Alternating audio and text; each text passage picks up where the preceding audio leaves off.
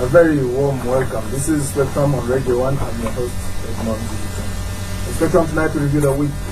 We're looking at the right of the President Museveni's determination to push through his desire to have restrictions placed on bail for suspects.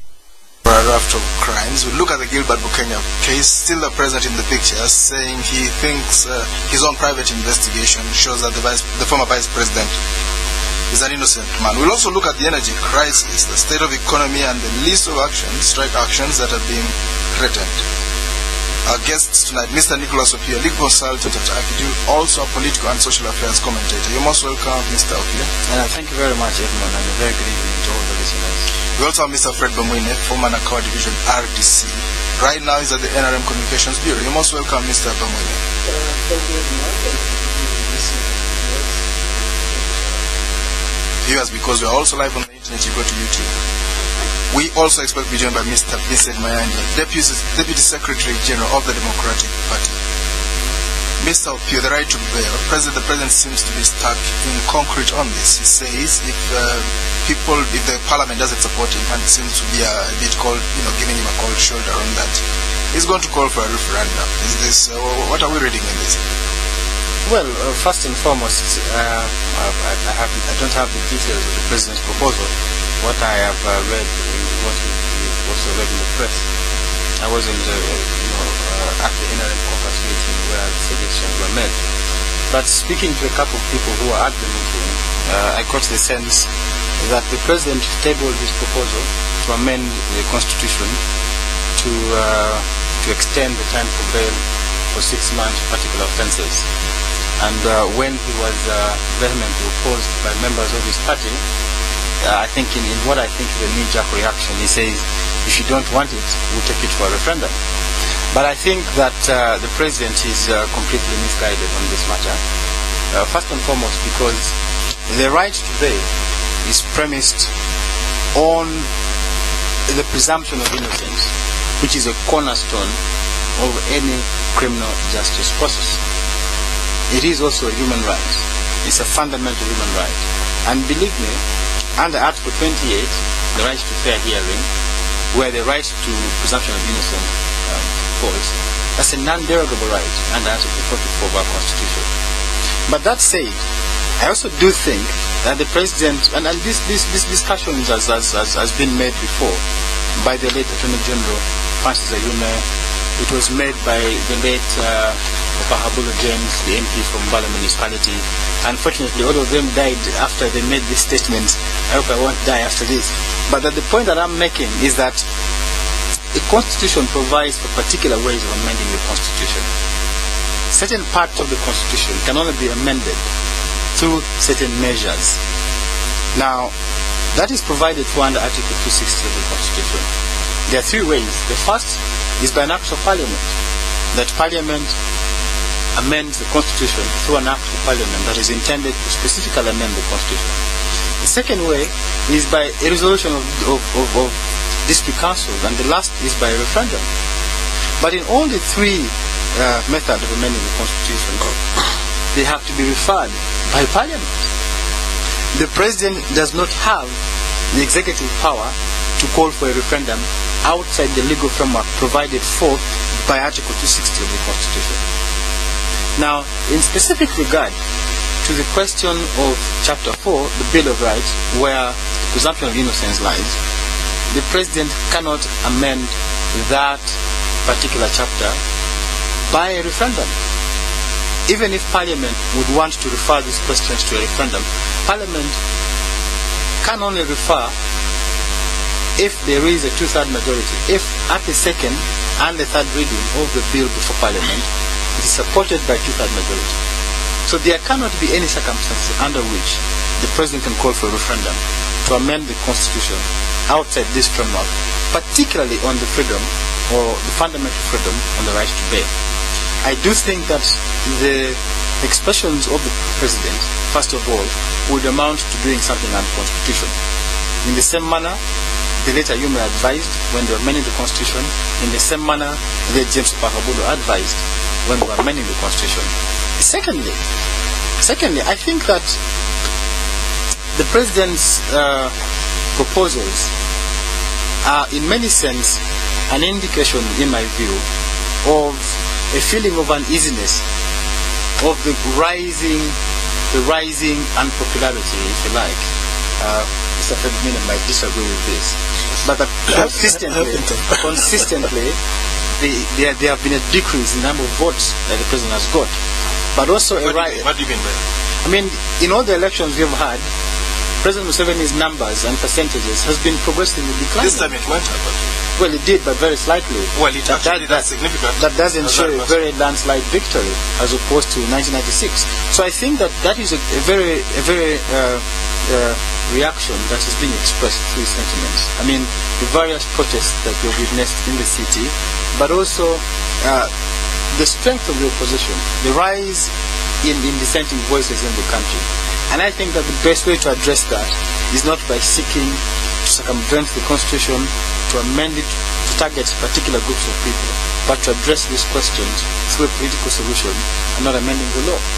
That is my humble submission on that point. I would like to hear Mr. Bamwine's reaction. Why is the president held that on such an unpopular thing? Thank you so much. Maybe before you intervene, let me read out this number. If you want to contribute to this discussion, you can do it via text. You might not be able to call in tonight, but you can send us a text message. What you do is type the word Spectrum, leave a space, the message, question or comment, your name, and send it to 7197. That is Spectrum, the body of your text, and then send it to 7197. We've just been joined by Mr. Mayanja. You're most welcome, Mr. Vincent Mayanja. Thank you so much, Edmond, and good evening, listeners. Mr. Bamwine. Thank you so much. Before even I comment on the question, I wanted to tell my brother, Chris, that Nicholas, sorry. When you say this may be out of the rising unpopularity of the president, of course, spot on, you are wrong. We have held 3 elections. Both count as reverse. We have held 3 elections. Let's jump. The first one was 75%. The second one was 59%, and the third one is 69%. So obviously, it's becoming more popular. It has no background. Let's go. So two, I want to discuss this issue. In relation to the country called Uganda. I have had an opportunity to read the emerging economies of the East. And even in the West, there is no economy in the West or in the East which has managed to reach where it has reached because of its rigidity. You know very well, USA is the champion of capitalism. But last year, when there was economic crash, it went into the treasury, pumped the money into private companies to make sure the economy stands.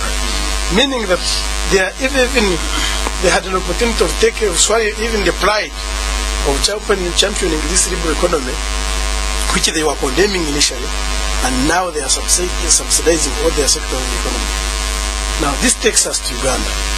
The president is proposing this bill because of these factors. He mentioned them actually. He said in the question of murderers, suspected murderers, suspected rapists, and suspected economic saboteurs. Those are the 3 areas he mentioned about. Well, I think you're about 6 demonstrators. Those are saboteurs. I'm talking about economic saboteurs. No, and if we took the walk to work and recent closure of shops, maybe you can even include the tax demonstrations. Some people, because I was hearing, why is the dollar disappearing? The dollar has to disappear because we don't manufacture dollar here. For you to be able... Fred, with all due respect, I think we've got to put this in context. Yes, that's why I am building my foundation as to why the president is proposing this issue. Go on. So on the economic front, once you go to an election whereby the investors, local and foreign, tourists, those who are supposed to bring in the foreign exchange, are not sure because of how we conduct ourselves. we shall see us, we shall ban you. But those And things then they get scared. Every election. That's what I'm saying. Exactly. That's what I'm saying. 4 months. That's what I'm saying. So they hold on. Let us see how election goes. Fortunately, the election goes on well. Immediately, 1 month after elections, we start walk to work, banning the streets, banning what. Then somebody who is supposed to come and watch the gorillas in the National Park, obviously cannot come, whether you like it or not. Fred. You know the local traders here. You have interacted with some of them. Let's leave out the on our economy. dollars. Let us see how the trend of things go. Mr. Bamwine, So, let's leave out the details of the economics. We'll discuss that on another it is one of the Let's reasons. talk about the president's intervention. That's what I'm saying. He's going a raft of... This is one of the reasons. I'm trying to say that one of the reasons when you have a certain youthful population, educated and non-educated, almost 200,000 people, unemployed, whether you like it or not, as a country to survive, you must create jobs. So you think we should have And this... one of the reasons to create jobs is to create confidence in investors, So you think... both local and foreign. So you think we should have this law? Some people have called it detention without trial for 6 months. That's not true also. Oh. Because, you see- let me advance my issue. 1, 6 months doesn't mean that you're not supposed to get out. But another DC in the village 6 months. will disagree with you over something in a bar and he puts you in jail. Says that you are an economic saboteur. You cut somebody. But he must justify. Now you are assuming a situation that the DPP or the resident state attorney is just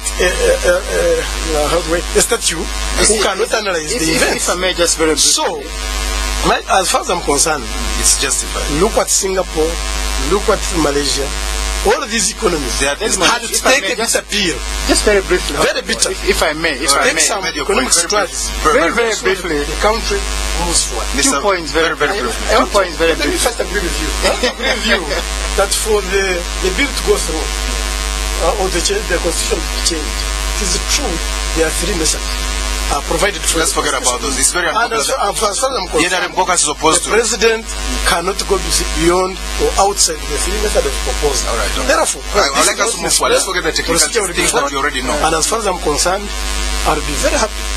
For instance, on the economy, because I'm not happy the way we are connecting ourselves. Okay. I would like us to move forward. Really. Two Mr. very Opiyo. fundamental points. The grant of bail is a discretionary power of the judiciary. As of now. Yes. Oh, As of now, that's what the law provides. Yes. you want to take it away?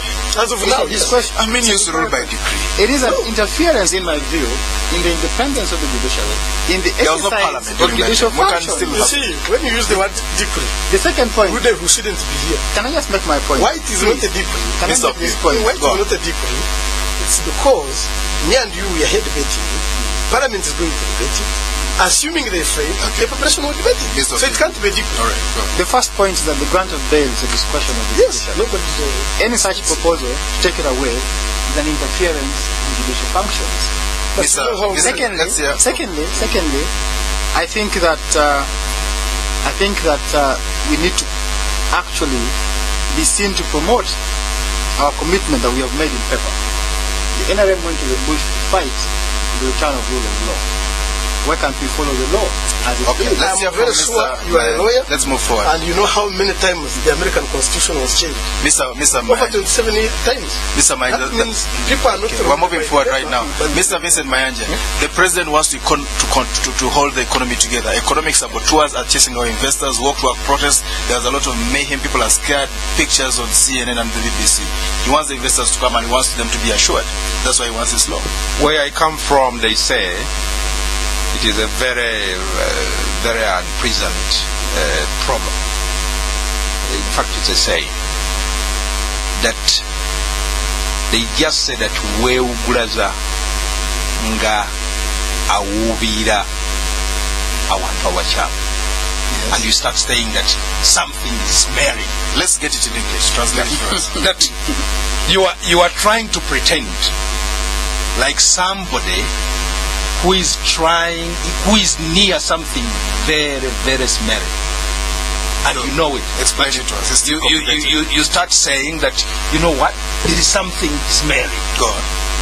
So President Museveni should really be the best person in this country to know that what has been going on is what has caused the the economic meltdown we have.